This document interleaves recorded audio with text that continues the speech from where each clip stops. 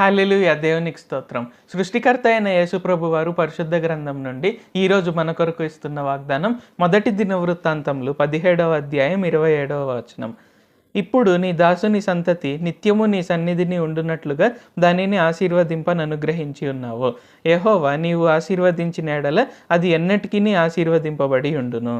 So ఈరోజు వాగ్దానం కనుక చూసుకున్నట్లయితే ఏంటంటే దేవుడైన యెహోవా వారు అంటే యేసుప్రభు వారు ఆశీర్వదించినట్లయితే ఏంటంటే అది ఎప్పటికీ నిరంతరం కూడా ఆశీర్వాదంగానే ఎంచబడుతుంది. సో ఇది యాక్చువల్గా ఇక్కడ ఏంటంటే దావీదు మాట్లాడుతున్న మాటలు అనమాట. సో ఇక్కడ ఏంటంటే దేవుడైన యెహోవా వారు ప్రవక్త అయినటువంటి నాతాను ద్వారా దావీదుకు తెలియజేస్తారనమాట. సో నీ సంతానం ఖచ్చితంగా ఎప్పుడు సింహాసనం మీదనే ఉంటారు, అంటే నీ తరంలో నుండి వచ్చే వారందరూ కూడా రాజులుగానే ఉంటారు అని ఇక్కడ దేవుడైన యెహోవా వారు దావీదుకు వాగ్దానం అనుగ్రహించారనమాట. సో దావీదు దానికి కృతజ్ఞతా భావంతో ఇలాగ ప్రార్థన చేస్తున్నప్పుడు ఈ విధంగా పలుకుతాడనమాట. సో ఇక్కడ ఏంటంటే మనం ఆ తర్వాత రోజుల్లో ఆ తర్వాత సంవత్సరాల్లో కూడా చూసుకున్నట్లయితే ఇక్కడ దావీదు సంతతి వారు పాపాలు చేస్తూ వస్తున్నా సరే ఇక్కడ ఏంటంటే ఆయన రాజుగానే వారిని ఉంచారు. అంటే ఇశ్రాయేల్ మొత్తం మీద కాకుండా యూదా గోత్రం ఒక్కదానిపైన ఆయన రాజుగా ఉంచుతూ వచ్చారనమాట. సో ఆ విధంగా ఇక్కడ దేవుడైన యెహోవా యేసుప్రభు వారు మనల్ని ఆశీర్వదించారు అని చెప్పారు కాబట్టి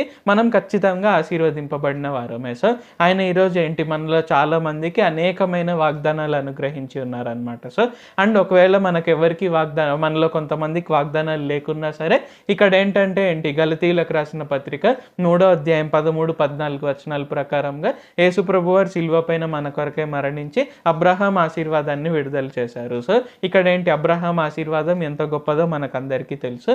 ఎలాగ అన్ని విషయాల్లో కూడా మనం వర్ధిల్లుతాము అనేది మనకందరికీ తెలుసు. దేవుడు ఎలాగ అబ్రహాంని కాచి కాపాడారు, ఆయన సంతతిని ఎలాగ కాచి కాపాడుతున్నారు. సో ప్రతి ఒక్కటి మనకు తెలుసు. సో ఇక్కడ మనం అందరం కూడా గుర్తుంచుకోవాల్సిందల్లా ఏంటంటే మనం ఆశీర్వదింపబడిన వారము, ఎందుకంటే యేసుప్రభు వారు మనల్ని ఆశీర్వదించారు అండ్ ఆశీర్వాదాన్ని ఎవరూ తీసివేయలేరు. సో ఆయన ఒకసారి ఆశీర్వదించినట్లయితే ఏంటంటే ఖచ్చితంగా అది ఎప్పటికీ ఆశీర్వాదంగానే ఉంటుంది. కాబట్టి మనం భయపడాల్సిన పని లేదు. నేను ఇది చేశాను, నేను అది చేశాను, నా ఆశీర్వాదం పోతుందేమో, లేకుంటే నాకు ఆశీర్వాదం రాదేమో. సో ఇలాంటి భయాలు అనేవి మనకు అవసరం లేదు. ఖచ్చితంగా యేసుప్రభు వారు ఆల్రెడీ మనల్ని ఆశీర్వదించారు.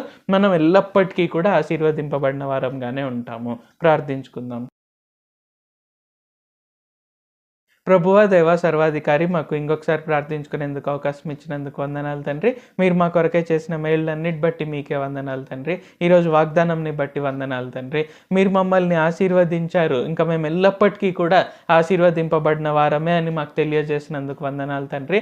కావున ఈ ప్రార్థనలు ఎవరెవరైతే పాల్గొంటున్నారో వారు ఇంకెప్పుడు కూడా భయపడకుండా నా ఆశీర్వాదం ఏమవుతుందో, లేకుంటే దేవుడు నన్ను ఆశీర్వదించారేమో అనే భయం లేకుండా వారు ఎల్లప్పుడూ మీ పైన ధైర్యంతో వారు ఆశీర్వదింపబడిన వారే అనేక మందికి అన్ని దేశాలకు ఆశీర్వాదకరంగా జీవించుటకు సహాయం చేయండి. నజరేయుడైన సర్వశక్తిగల యేసుక్రీస్తు నామంలో ప్రార్థిస్తూ ఉన్నాం తండ్రి. ఆమేన్. Thank you Jesus. దేవుడు మిమ్మల్ని ఆశీర్వదించును గాక.